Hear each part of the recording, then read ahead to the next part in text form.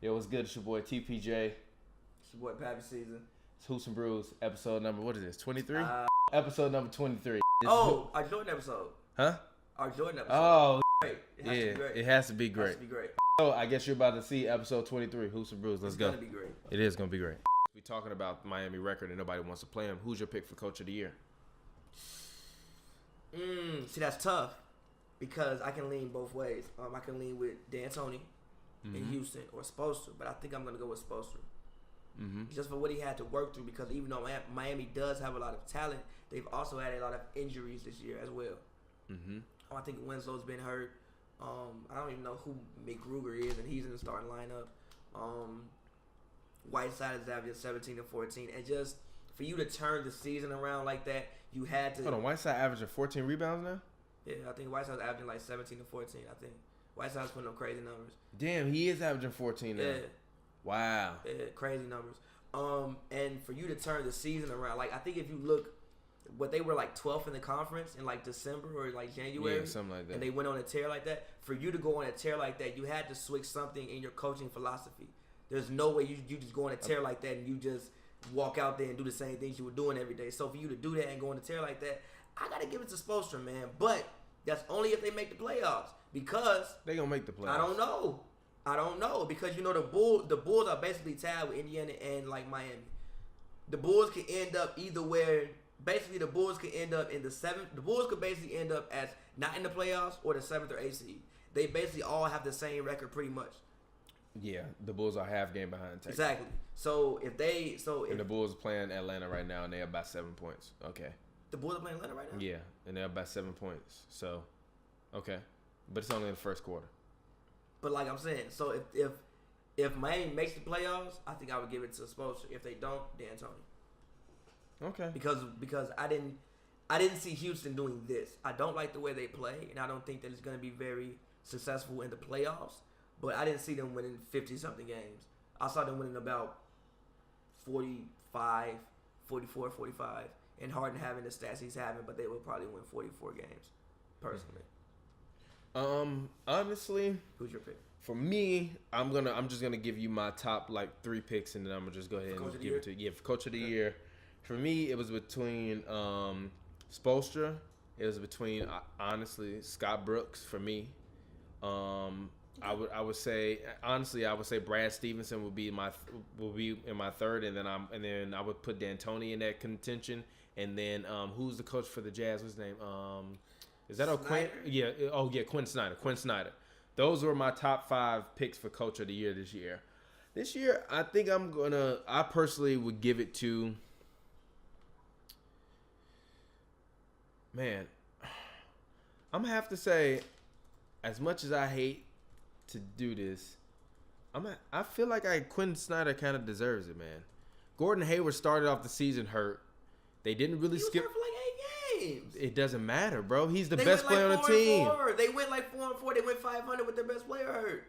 And Gobert's been playing out of his mind. Yeah, but you don't think that good coaching comes with that? I mean, yeah. Did you before the beginning of the season? Did you pick the Jazz to be the 4th seed? Yes. The 4th seed? I picked the Jazz to be a top 5 seed in the West. Yes. 4 seed. They're the 4 seed. Yes. And they're 2 games ahead of the Clippers. I picked the Jazz to be a top 5 seed. Maybe I picked the Clippers ahead of them, but I picked them to be a top 5 seed. Yes. Okay. Well, that's not going to change mine. Personally, I would say Quinn Snyder. I would give it to him if I had to give it to somebody. Man, I just think he's done a great job at getting what he got out of them. Like, you bring in George Hill. You now have Joe Johnson. You now have Joe Johnson, Boris Diaw. You utilizing those old vets, getting the best out of them. Those young guys are playing good. I don't necessarily think that they're a dangerous team, because I think Gordon Hayward has Nobody wants to play them though. Yeah, but I think Gordon Hayward has to prove to me that he's a superstar. He's not a superstar. No, but listen to me. This is what I'm saying. If Gordon Hayward is a superstar, he's not though. Can you let me finish? Finish, but he's not. Can you let me finish? If Gordon Hayward is a superstar, we'll see it in these playoffs. If he's able to take out a couple teams and get the team to the Western Conference Finals, that's superstar level play, because nobody's picking them to get to the Western Conference Finals. You maybe think they might win the first round. And if they do win the first, they're going to win in like 7. They're not going to be an easy out, but you're not picking them to go to the Western Conference Finals. If Gordon Hayward can turn up and average like 26, 27, 28, in the playoffs and they make it to the Western Conference Finals, that's superstar level play. Definitely. They're not gonna beat the Warriors because they're not gonna be able to run with them and score enough points to beat them. But that's superstar level play. So on that end, I think Quinn Snyder has gotten the best out of those guys. What about Gobert though? You can't even you didn't even mention Gobert. What do you mean? Like Gobert would have to play at an extremely high level. Yeah, I understand that, but that was already a given. He's already been a solid defender and a solid guy who can get you 10 points. It's just this year the fact that he has just been defensively a presence that he wasn't before. Like we saw flashes that kind of like Dwight before he like turned into like you know what I mean. No, I'm talking about defensively. That's strong. That's not that strong. Rudy Gobert is in the talk for Defensive Player of the Year. Yeah, but not like Dwight though. Now I'm not talking about on the athletic level. I'm talking about as in like you saw flashes of Dwight potentially being that level of a great defender, and then when he turned it on and he like flipped that switch and went to a whole nother level, that's when DJ. Huh? You should probably say somebody like DeAndre Jordan, because Dwight is one of the best defensive players of his era.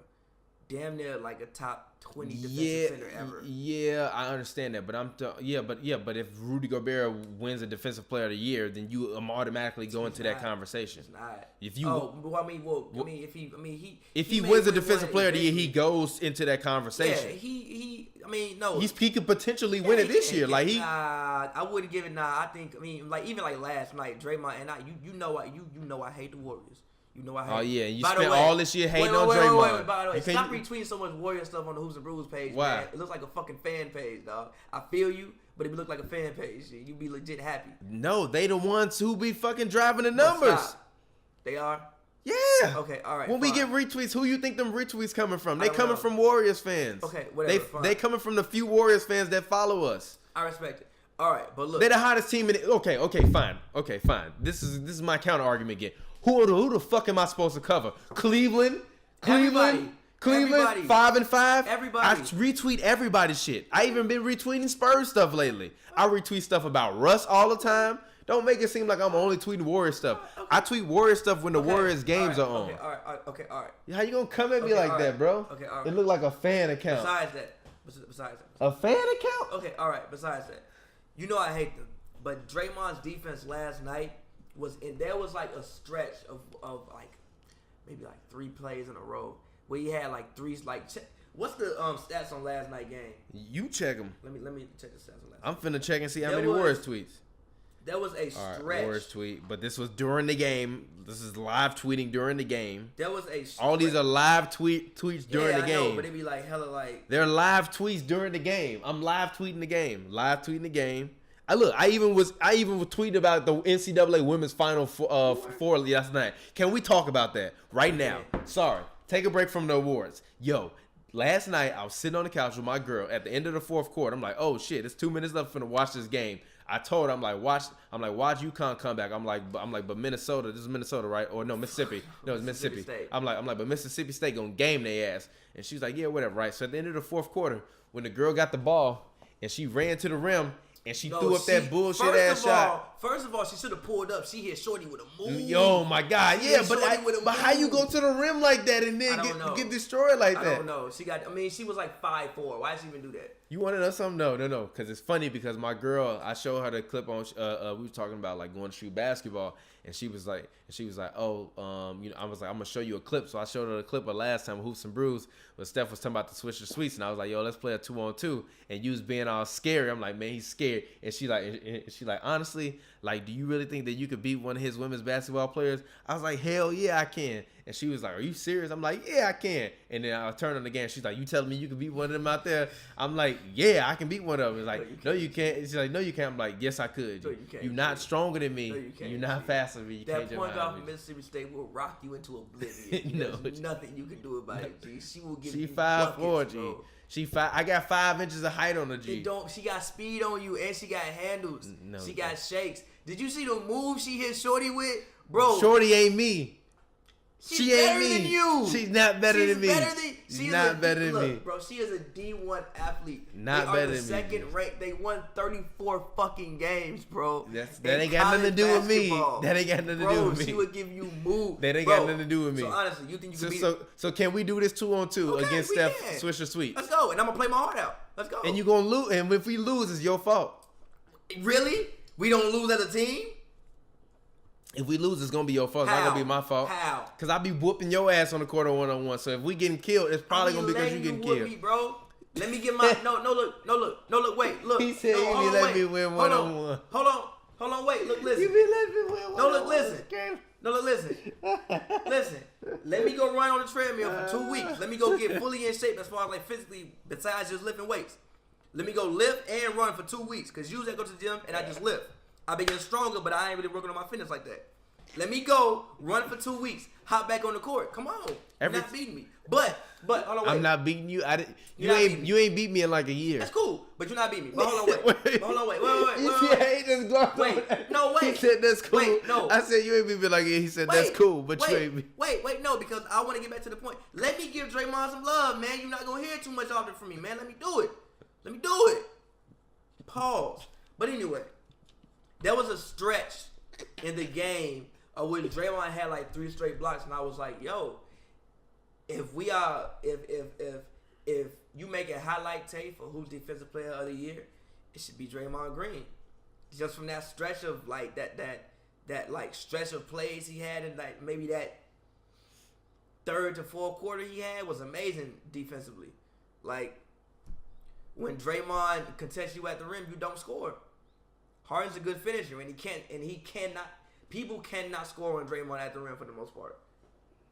I very rarely see it happen. When he gets locked in. And are you gonna apologize to me for when I earlier in the year said Draymond can guard 1 through 5, and you told me that he couldn't? Even last night, Doug Collins said the thing that makes Draymond different from Kawhi and Rudy Gobert is the fact that Draymond can guard 1 through 5, and Kawhi and Rudy Gobert can't guard 1 through 5. Doug Collins even said it last night. No, look, so listen, Doug Collins' knowledge don't matter now? Listen.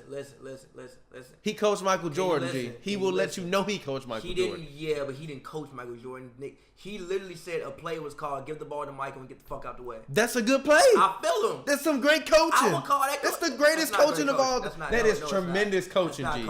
That's tremendous coaching. You could call that play. G, do you know who was on that team? You could call that play. George Gervin was on them teams. George Gervin wasn't on that team. That was like 1988. George Gervin was like retired, bro. George Gervin was not on that team. Gee, who was on them teams? It's like Craig Hodges. Nobody was on them teams, bro. No. Give Mike the ball and get the fuck out the way, dog. That's a great play. We could call that. That's a great play. We could all call that. That's great coaching. Do we not watch enough basketball to call that play? That's great coaching. No, it's not. When did he say the play was called? At the end of the game, right? Yeah. That's great coaching. That's great coaching. Give the ball to Michael. That's Michael, save me. No, that's better than David Blatt being like, LeBron, we're going to use you as a diversion so that way we can get J.R. Smith a wide open 3. He did. LeBron was like, fuck out of here. Look, he literally did say LeBron, we're going to use you as a diversion. LeBron was like, fuck out of here. Bro, can you imagine David Blatt's face when he went to the inbound and saw LeBron was not like inbounding that shit? LeBron was like, what? Fuck out of here. No, I'm shooting this shit. That low-key ended the Bulls, by the way. What? That shot. That shot literally ended this era of the Bulls. Like, they were up, 2-1, about to go a 3-1. Probably would have made the finals.